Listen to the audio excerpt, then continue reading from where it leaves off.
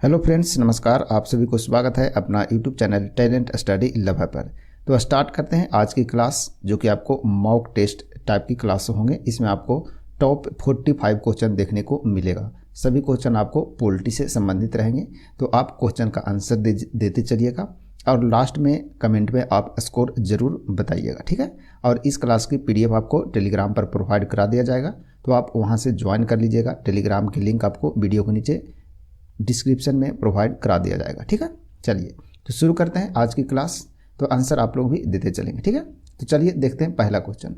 तो पहला क्वेश्चन बोल रहा है कि निम्नलिखित में से कौन भारतीय संविधान की प्रारूपण समिति का सदस्य नहीं था, ठीक है ना। तो कौन नहीं था ये बताना है। तो इसका आंसर आप लोग वीडियो को पॉज कीजिएगा और उसके बाद दीजिएगा, फिर मिलान कीजिएगा, ठीक है। चलिए तो देखते हैं। इस क्वेश्चन का राइट आंसर है आपका ऑप्शन सी, ठीक है ना। ऑप्शन सी यानी कि डॉक्टर राजेंद्र प्रसाद। डॉक्टर राजेंद्र प्रसाद जो कि प्रारूपण समिति के सदस्य नहीं थे, ठीक है। चलिए आगे बढ़ते हैं नेक्स्ट क्वेश्चन नंबर 2 की ओर। क्वेश्चन नंबर 2 है संवैधानिक राजतंत्र का अर्थ है। संवैधानिक जो राजतंत्र है उसका अर्थ क्या होता है ये बताना, ठीक है। चलिए तो देखते हैं। इसका राइट आंसर है आपका ऑप्शन सी, ठीक है ना। ऑप्शन सी यानी कि राजा संविधान द्वारा प्रदत्त शक्ति का प्रयोग करता है, ठीक है ना। इसका मतलब होता है संवैधानिक राजतंत्र का अर्थ होता है, ठीक है। चलिए नेक्स्ट है क्वेश्चन नंबर 3 देखते हैं। क्वेश्चन नंबर 3 है प्रथम केंद्रीय विधानसभा का गठन कब किया गया था। प्रथम केंद्रीय विधानसभा का गठन कब किया गया था ये बताना, ठीक है। चलिए देखते हैं। इसका राइट आंसर है आपका ऑप्शन डी, ठीक है ना। ऑप्शन डी यानी कि 1920 ईस्वी में, ठीक है ना। चलिए आगे बढ़ते हैं नेक्स्ट क्वेश्चन नंबर 4 की ओर। क्वेश्चन नंबर 4 बता रहा क्या बोल रहा है, कानून के शासन की अवधारणा निम्नलिखित की संवैधानिक प्रणाली की एक विशेषता है, यानी किस देश की यह विशेषता है ये बताना, ठीक है। कानून के शासन की अवधारणा निम्नलिखित में से किस देश की एक संवैधानिक प्रणाली की एक विशेष विशेषता है, ठीक है। तो इसका राइट आंसर होगा आपका ऑप्शन ए, ठीक है ना। ऑप्शन ए यानी कि ब्रिटेन का है। किसका है? ब्रिटेन का। नेक्स्ट है क्वेश्चन नंबर 6। क्वेश्चन नंबर 6 है भारत का संविधान भारत का वर्णन इस प्रकार करता है, यानी कि किस प्रकार का वर्णन करता है भारतीय संविधान, इसके बारे में बताना है, ठीक है। चलिए, और यदि वीडियो आपको अच्छा लगता है तो वीडियो को लाइक और शेयर जरूर कीजिएगा। तो इस क्वेश्चन का राइट आंसर देखते हैं। इसका राइट आंसर है आपका ऑप्शन डी, ठीक है ना। ऑप्शन डी यानी कि राज्यों का संघ, ठीक है ना। भारत क्या है? तो राज्यों का संघ है। नेक्स्ट है क्वेश्चन नंबर 5। क्वेश्चन नंबर 5 है लोकप्रिय वीटो द्वारा संविधान में संशोधन की विधि पाई जाती है, तो कौन सी देश में पाई जाती है? लोकप्रिय वीटो द्वारा संविधान में संशोधन की विधि पाई जाती है, तो किस देश में यह विधि पाई जाती है ये बताना है। तो इस क्वेश्चन का राइट आंसर आपका ऑप्शन बी, ठीक है ना। ऑप्शन बी यानी कि यह स्विट्जरलैंड में पाया जाता है, ठीक है ना। चलिए नेक्स्ट है क्वेश्चन नंबर 7। क्वेश्चन नंबर 7 देखिए बोल रहा है निम्नलिखित में से कौन सा सरकार की संसदीय प्रणाली का अपरिहार्य गुण है। तो निम्नलिखित में से कौन सा सरकार की संसदीय प्रणाली का एक अपरिहार्य गुण है, तो ये बताना है, ठीक है। चलिए देखते हैं इसका राइट आंसर क्या होगा। इसका राइट आंसर है ऑप्शन बी यानी कि कार्यपालिका और विधायिका का संलयन, ठीक है ना। कार्यपालिका और विधायिका का संलयन, ठीक है। चलिए नेक्स्ट है क्वेश्चन नंबर 8। क्वेश्चन नंबर 8 है लोकतांत्रिक समाजवाद का लक्ष्य है। तो लोकतांत्रिक समाजवाद का जो लक्ष्य होता है वो क्या होता है ये बताना, ठीक है ना। तो इसका राइट आंसर होगा आपका ऑप्शन नंबर डी, ठीक है ना। ऑप्शन डी यानी कि लोकतांत्रिक तरीकों से समाजवाद लाना, यानी कि समाजवाद जो लाना रहता है वो लोकतांत्रिक तरीकों से लाया जाता है इसमें। नेक्स्ट है क्वेश्चन नंबर 9। क्वेश्चन नंबर 9 है निम्नलिखित में से किस न्यायाधीश ने कहा कि धर्मनिरपेक्षता और संघवाद भारतीय संविधान की मूल विशेषताएं हैं। तो किस न्यायाधीश के द्वारा यह बताया गया था। तो इस क्वेश्चन का राइट आंसर है आपका ऑप्शन बी, ठीक है ना। ऑप्शन बी यानी कि SR बोमई मामला के द्वारा यह बताया गया था, ठीक है ना। चलिए आगे बढ़ते हैं नेक्स्ट क्वेश्चन नंबर 10 की ओर। क्वेश्चन नंबर 10 है जमीनी स्तर पर लोकतंत्र संबंधित है। जो जमीनी स्तर पर यानी कि ग्राउंड लेवल पर लोकतंत्र संबंधित है, तो वो किससे संबंधित है ये बताना है। तो इसका राइट आंसर है आपका ऑप्शन डी, ठीक है ना। ऑप्शन डी यानी कि उपरोक्त में से सभी, यानी कि जमीनी स्तर पर शक्तियों का हस्तांतरण, शक्तियों का विकेंद्रीकरण और पंचायती राज व्यवस्था जो होता है जमीनी स्तर पर लोकतंत्र से संबंधित होते हैं। नेक्स्ट है क्वेश्चन नंबर 11। क्वेश्चन नंबर 11 है सार्वभौमिक वयस्क मताधिकार दर्शाता है कि भारत एक ऐसा देश है जो, ठीक है ना। तो भारत एक ऐसा देश है, इसके बारे में क्या दर्शाया जाता है? जो सार्वभौमिक वयस्क मताधिकार है उसके द्वारा क्या दर्शाया जाता है ये बताना, ठीक है। तो वीडियो को आप लोग भी पूरा देखते चलिएगा, ठीक है ना। वीडियो को पूरा जरूर देखिएगा, बीच में स्किप मत कीजिएगा, क्योंकि बहुत कुछ आपको सीखने को मिलेंगे, ठीक है। चलिए देखते हैं इस क्वेश्चन का राइट आंसर क्या होता है। तो इसका राइट आंसर है ऑप्शन सी, ठीक है ना, ऑप्शन सी यानी कि लोकतांत्रिक, ठीक है ना, लोकतांत्रिक यानी सार्वभौमिक वयस्क मताधिकार जो है वो भारत को लोकतांत्रिक देश के रूप में दर्शाता है, ठीक है। नेक्स्ट है क्वेश्चन नंबर 12, भारत का संविधान लागू हुआ, तो भारत का जो संविधान है वो कब लागू हुआ था ये बताना, ठीक है। तो भारतीय संविधान कब लागू हुआ है, तो 1950 ईस्वी में, यानी कि ऑप्शन नंबर सी इसका राइट आंसर होगा। नेक्स्ट है क्वेश्चन नंबर 13, क्वेश्चन नंबर 13 है भारत सरकार अधिनियम 1935 किस पर आधारित था, ठीक है ना, भारत सरकार अधिनियम 1935 जो है वो किस पर आधारित था ये बताना है। तो इसका राइट आंसर होगा आपका ऑप्शन नंबर ए, ठीक है ना, ऑप्शन ए यानी कि साइमन कमीशन पर आधारित था, ठीक है। चलिए नेक्स्ट है क्वेश्चन नंबर 14 देखते हैं। क्वेश्चन नंबर 14 है भारत सरकार अधिनियम 1935 को बंधन का एक नया चार्टर किसने बताया गया। भारत सरकार अधिनियम 1935 जो है वो बंधन का एक नया चार्टर है, यह किसके द्वारा बताया गया था, ठीक है। तो इसका राइट आंसर होगा आपका ऑप्शन सी, ठीक है ना, ऑप्शन सी यानी कि पंडित जवाहरलाल नेहरू जी के द्वारा यह बताया गया था। नेक्स्ट है क्वेश्चन नंबर 15 देखते हैं।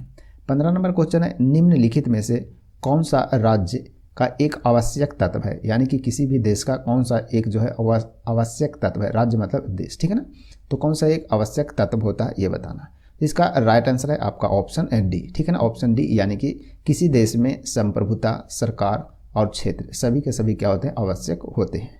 नेक्स्ट है क्वेश्चन नंबर 16, क्वेश्चन नंबर 16 लोकतंत्र में सबसे महत्वपूर्ण व्यवस्था कौन सी है, ठीक है ना, लोकतंत्र में सबसे महत्वपूर्ण व्यवस्था कौन सी है ये बताना।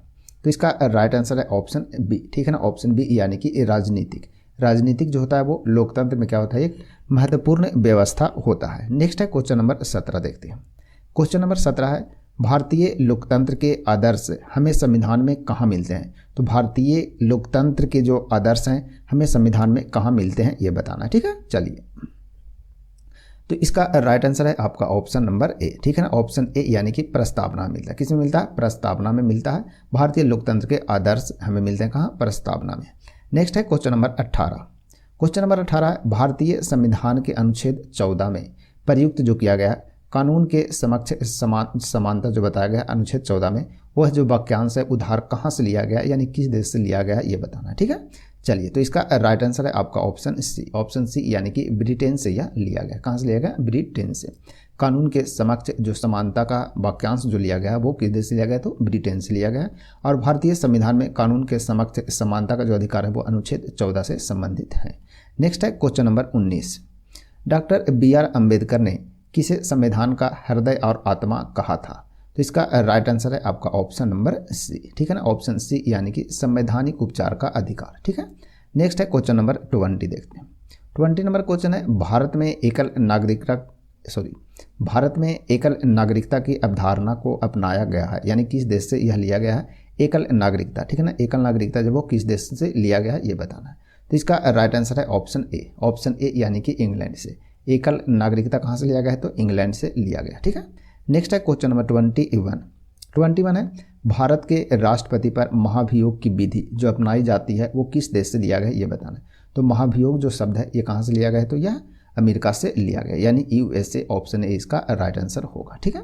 चलिए नेक्स्ट है क्वेश्चन नंबर 22 है निम्नलिखित में से किसे धर्मनिरपेक्ष राज्य कहा जाएगा, यानी कि निम्नलिखित में से कौन जो ऑप्शन है वो धर्मनिरपेक्ष राज्य के बारे में सही बताया जाता है ये बताना है, ठीक है ना। चलिए तो देखते हैं इसका राइट आंसर क्या है, ऑप्शन सी है, ठीक है ना, ऑप्शन सी मतलब कि वह राज्य यानी कि देश जो धर्मों के बीच भेदभाव नहीं करता, ठीक है ना, कोई भी देश जो धर्मों के बीच भेदभाव नहीं करता उसे धर्मनिरपेक्ष राज्य यानी कि देश कहते हैं, जैसे कि भारत, ठीक है ना, भारत क्या है तो धर्मनिरपेक्ष देश यानी कि राज्य में आता है, ठीक है ना। चलिए नेक्स्ट है क्वेश्चन नंबर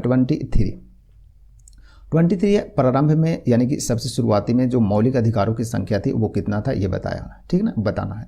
तो प्रारंभ में मौलिक अधिकार कितने प्रदान किए गए थे, ठीक है। तो इसका राइट आंसर है ऑप्शन बी, ठीक है ना, ऑप्शन बी यानी कि प्रारंभ में मौलिक अधिकार 7 थे, लेकिन वर्तमान में कितने हो गए, तो वर्तमान में मौलिक अधिकारों की संख्या कितने हैं, तो वर्तमान में 6 है, ठीक है ना, वर्तमान में कितने हैं, 6 हैं। नेक्स्ट है क्वेश्चन नंबर 24 है संविधान में मौलिक कर्तव्यों को कब शामिल किया गया। तो संविधान में मौलिक कर्तव्य कब शामिल हुआ है, इसका राइट आंसर है ऑप्शन नंबर बी, ठीक है ना, ऑप्शन बी यानी कि 1976 ईस्वी में शामिल किया गया है किसे, मौलिक कर्तव्य को। मौलिक कर्तव्य को 1976 में 42वां संविधान संशोधन जो हुआ था वो कब हुआ था, 1976 ईस्वी में हुआ था, जिसे मिनी संविधान भी बोलते हैं। किसे, 42वां संविधान संशोधन को बोलते हैं। चलिए बढ़ते हैं आगे, नेक्स्ट क्वेश्चन नंबर 25 की ओर। 25 में है, भारतीय संविधान में मौलिक अधिकार किस संविधान से लिए गए। तो मौलिक अधिकार जो है वो किस देश से लिया गया है, तो इसका राइट आंसर है आपका ऑप्शन ए। ठीक है ना, ऑप्शन ए यानी कि मौलिक अधिकार जो है कहाँ से लिया गया, तो यूएसए यानी कि अमेरिकी संविधान से लिया गया। जबकि मौलिक कर्तव्य कहाँ से लिया गया, तो मौलिक कर्तव्य यूएसएसआर यानी कि रसिया से लिया गया है। ठीक है ना, ध्यान रखिएगा। नेक्स्ट है क्वेश्चन नंबर 26 देखते हैं।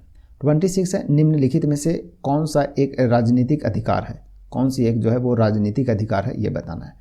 तो कौन है राजनीतिक अधिकार, तो इसका राइट आंसर है आपका ऑप्शन डी। ठीक है ना, ऑप्शन डी यानी कि वोट देने का जो अधिकार होता है क्या होता है, राजनीतिक अधिकार होता है। ठीक है ना, चलिए नेक्स्ट है क्वेश्चन नंबर 27 देखते हैं।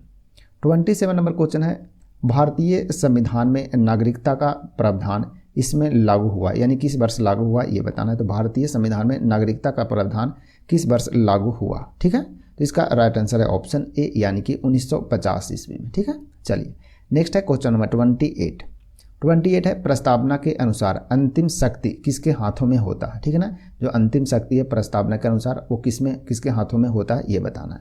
तो इसका राइट आंसर है ऑप्शन डी। ठीक है, ऑप्शन डी यानी कि लोग यानी कि पब्लिक में होता है। ठीक है ना, तो अंतिम शक्ति जो होता है प्रस्तावना के अनुसार किस में होता है, तो लोग में होते हैं। ठीक है ना, चलिए नेक्स्ट है क्वेश्चन नंबर 29 है, दोहरी नागरिकता किस प्रकार की सरकार में एक महत्वपूर्ण विशेषता है ये बताना। ठीक है, दोहरी नागरिकता किस प्रकार की सरकार में एक महत्वपूर्ण विशेषता है। ठीक है, तो इसका राइट आंसर है ऑप्शन बी। ठीक है, ऑप्शन बी यानी कि संघीय सरकार में दोहरी नागरिकता जो होता है वो क्या होता है, एक महत्वपूर्ण विशेषता होता है इसकी। ठीक है, नेक्स्ट है क्वेश्चन नंबर 30 यानी कि 30 नंबर क्वेश्चन देखते हैं क्या है, कौन सा मामला मौलिक अधिकारों से संबंधित है। तो मौलिक अधिकार से कौन सा मामला जब वो संबंधित है ये बताना। ठीक है ना, चलिए देखते हैं, इसका राइट आंसर है ऑप्शन नंबर ए। ठीक है, ऑप्शन ए यानी कि गोलकनाथ बनाम पंजाब राज्य, जो कि 1967 में यह मामला आया था, जो कि संबंधित किससे, मौलिक अधिकार से संबंधित है। ठीक है,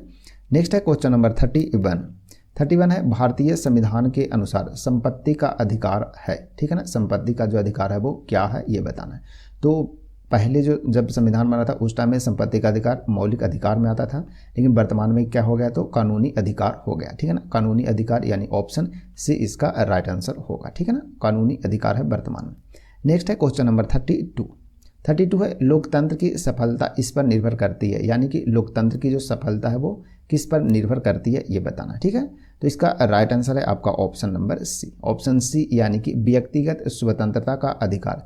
व्यक्तिगत स्वतंत्रता का अधिकार से संबंधित होता है क्या, लोकतंत्र सफल है या नहीं इस पर निर्भर करता है। ठीक है ना, चलिए नेक्स्ट है क्वेश्चन नंबर 33 है, भारतीय संविधान में राज्य के नीति निर्देशक सिद्धांत। ठीक है ना, राज्य के नीति निर्देशक सिद्धांत किस संविधान से लिए गए हैं। ठीक है, तो इसका राइट आंसर होगा आपका option number B. Option B यानी कि आयरलैंड से लिया गया। ठीक है ना, आयरलैंड से राज्य के नीति निर्देशक सिद्धांत लिया गया है। चलिए बढ़ते हैं आगे, नेक्स्ट क्वेश्चन नंबर 34 की ओर। 34 है, राज्य के नीति निर्देशक सिद्धांतों को अपनाया गया है।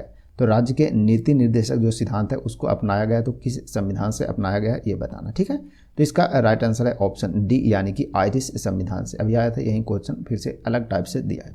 ठीक है ना, क्वेश्चन वही है, राज्य के नीति निर्देशक जो सिद्धांत है वो किस देश से अपनाया गया, तो आयरिश संविधान यानी कि आयरलैंड के संविधान से। ठीक है ना, चलिए नेक्स्ट है क्वेश्चन नंबर 35 है, निम्नलिखित में से किस वर्ष भारतीय राष्ट्रीय कांग्रेस ने संविधान सभा की मांग की थी। तो भारतीय राष्ट्रीय कांग्रेस के द्वारा संविधान सभा की मांग कब किया गया था ये बताना है। ठीक है ना, चलिए तो इसका राइट आंसर है आपका ऑप्शन डी। ऑप्शन डी यानी कि 1934 में, यानी कि 1934 ईस्वी में किया गया था मांग। नेक्स्ट है क्वेश्चन नंबर 36 है, किसके शासनकाल के दौरान संपत्ति के अधिकार को मौलिक अधिकार की सूची से हटा दिया गया। यानी कि पहले जो मौलिक अधिकार में आता था संपत्ति का अधिकार उस सूची से हटा दिया गया, तो किनके शासनकाल में हटाया गया था ये बताना है। तो इसका राइट आंसर है आपका ऑप्शन बी। ठीक है ना, ऑप्शन बी यानी कि मोरारजी देसाई के सरकार में। ठीक है ना, मोरारजी देसाई के सरकार में मौलिक अधिकार को संपत्ति के अधिकार है वो मौलिक अधिकार था तो उसे हटा दिया गया। ठीक है ना, और कानूनी अधिकार बना दिया गया। नेक्स्ट है क्वेश्चन नंबर 37 देखते हैं। 37 है स्वतंत्र भारत के पहले स्वास्थ्य मंत्री कौन थे, ठीक है ना। पहले जो स्वतंत्र भारत के पहले स्वास्थ्य मंत्री थे वो कौन थे ये बताना है। तो इसका राइट आंसर है आपका ऑप्शन डी, ठीक है ना। ऑप्शन डी यानी कि राजकुमारी अमृता कौर, ठीक है ना। प्रथम स्वास्थ्य मंत्री स्वतंत्र भारत के कौन थे, तो राजकुमारी अमृता कौर थे। चलिए नेक्स्ट है क्वेश्चन नंबर 38 है भारत के सर्वोच्च न्यायालय यानी कि सुप्रीम कोर्ट, ठीक है ना, का उद्घाटन जो सत्र हुआ था वो कब शुरू हुआ था ये बताना है। तो उद्घाटन सत्र जो हुआ था सर्वोच्च न्यायालय का वो कब हुआ था ये बताना है, ठीक है ना। चलिए देखते हैं। तो इसका राइट आंसर है आपका option number A, option A यानी कि 28 जनवरी 1950 ईस्वी को, ठीक है ना, प्रथम सत्र हुआ था सर्वोच्च न्यायालय का। नेक्स्ट है क्वेश्चन नंबर 39 देखते हैं। 39 है भारतीय संविधान तैयार करने के दौरान 1946 में सभा का संवैधानिक सलाहकार यानी संविधान सभा का जो संवैधानिक सलाहकार है वो किसे नियुक्त किया गया था ये बताना, ठीक है ना। भारतीय संविधान तैयार करने के दौरान 1946 ईस्वी में सभा का संवैधानिक सलाहकार किसे नियुक्त किया गया था, ठीक है। चलिए तो देखते हैं इसका राइट आंसर है ऑप्शन ए, ठीक है। ऑप्शन ए यानी कि BN राव को संवैधानिक सलाहकार नियुक्त किया गया था, ठीक है। चलिए नेक्स्ट है क्वेश्चन नंबर 40 देखते हैं। निम्न में से कौन एक संवैधानिक निकाय नहीं है, ठीक है ना। कौन एक संवैधानिक निकाय यानी कि संविधान से संबंधित नहीं है उससे बताना है, ठीक है ना। तो संवैधानिक निकाय कौन नहीं है, तो इसका राइट आंसर है ऑप्शन बी, ऑप्शन बी यानी कि नीति आयोग। नीति आयोग जो है वो संवैधानिक निकाय नहीं है, ठीक है ना। चलिए बढ़ते हैं आगे। नेक्स्ट क्वेश्चन नंबर 41 की ओर। 41 है भारतीय संविधान में प्रारूप समिति में कितने सदस्य थे, प्रारूप समिति में कितने सदस्य थे। तो इसका राइट आंसर है ऑप्शन नंबर बी, ठीक है ना। ऑप्शन बी यानी कि 7 सदस्य थे, ठीक है ना। प्रारूप समिति में टोटल सदस्यों की संख्या कितने थे, 7 थे, और इसके अध्यक्ष कौन थे, तो डॉक्टर BR अम्बेडकर जी थे, ठीक है ना। चलिए बढ़ते हैं आगे। नेक्स्ट क्वेश्चन नंबर 42 की ओर। 42 नंबर क्वेश्चन है प्रांतीय संविधान समिति, ठीक है ना। प्रांतीय संविधान समिति की अध्यक्षता किसने की थी। तो प्रांतीय संविधान समिति की अध्यक्षता किसके द्वारा किया गया था। तो इसका राइट आंसर होगा आपका ऑप्शन नंबर बी, ठीक है ना। ऑप्शन बी यानी कि सरदार वल्लभ भाई पटेल थे क्या प्रांतीय संविधान समिति के अध्यक्ष थे, ठीक है ना। चलिए बढ़ते हैं आगे। नेक्स्ट क्वेश्चन नंबर 43 की ओर। 43 है संविधान सभा ने भारत के संविधान को कब स्वीकार किया। तो कब स्वीकार किया गया था ये बताना है। तो जैसे ही स्वीकार या स्वीकृत या फिर अंगीकृत शब्द आता है तो आप इसमें लगाएंगे कब, 26 नवंबर 1949, ठीक है ना। 26 नवंबर 1949 यानी कि ऑप्शन ए इसका राइट आंसर होगा, ठीक है ना। तो स्वीकृत या अंगीकृत जैसे ही वर्ड आएंगे तो आप 26 नवंबर 1949 ध्यान रखिएगा। नेक्स्ट है क्वेश्चन नंबर 44 देखते हैं। और इसमें यदि पूर्ण कब लागू हुआ, तो पूर्ण संविधान कब लागू हुआ था, तो 26 जनवरी 1950 को पूर्ण लागू हो गया था, ठीक है ना। जबकि स्वीकृत और अंगीकृत हुआ था कब, 26 नवंबर 1949 को। नेक्स्ट बढ़ते हैं क्वेश्चन नंबर 44 की ओर। 44 है भारत में हर साल संविधान दिवस किस दिन मनाया जाता है। तो संविधान दिवस जो है वो किस दिन मनाया जाता है ये याद रखना, मोस्ट इंपॉर्टेंट क्वेश्चन है ये, ठीक है ना, ध्यान रखिएगा इसे। तो कब मनाया जाता है, इसका राइट आंसर है ऑप्शन बी, ऑप्शन बी यानी कि 26 नवंबर को मनाया जाता है क्या, हर साल भारतीय संविधान दिवस मनाया जाता है। नेक्स्ट है क्वेश्चन नंबर 45 है भारत में पहला संविधान सभा चुनाव कब हुआ। तो संविधान सभा का जो पहला चुनाव हुआ वो कब हुआ ये बताना है। तो इसका राइट आंसर है आपका ऑप्शन सी है, ठीक है ना। ऑप्शन सी यानी कि 1946 में भारत में पहला संविधान सभा चुनाव हुआ था, ठीक है ना। चलिए तो इसका राइट आंसर 1946 सही है, ध्यान रखिएगा। तो ये था आज की क्लास का टॉप 45 क्वेश्चन जो कि सभी के सभी संबंधित है किससे, भारतीय संविधान से संबंधित है, और भी सीरीज इसके आते रहेंगे, ठीक है ना। तो वीडियो को पूरा देखिए, और वीडियो यदि अच्छा लगता है तो वीडियो को लाइक, शेयर एंड अपना YouTube channel talent study lover को सब्सक्राइब जरूर कीजिएगा। तो मिलते हैं फिर से नए क्लास में, तब तक के लिए आप सभी को धन्यवाद।